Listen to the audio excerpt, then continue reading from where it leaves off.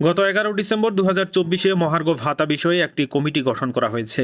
মহার্ঘ ভাতা নিয়ে বিভিন্ন ধরনের জল্পনা কল্পনার অবসান আগামী 30 জুনের মধ্যেই হবে বলে জানিয়েছেন জনপ্রশাসন মন্ত্রণালয়ের সিনিয়র সচিব মোহাম্মদ মোখলেসুর রহমান। এই বাজেট মানে হলো 30 জুন, আমি বলবো অবশ্যই এর মধ্যে হবে। আজ বৃহস্পতিবার 9 জানুয়ারি সচিবালয়ে সাংবাদিকদের সঙ্গে আলাপকালে এক প্রশ্নের জবাবে সচিব এ কথা জানান। তবে কত শতাংশ মহার্ঘ ভাতা ঘোষণা করা হবে সে বিষয়ে কিছু জানাননি জনপ্রশাসন সচিব।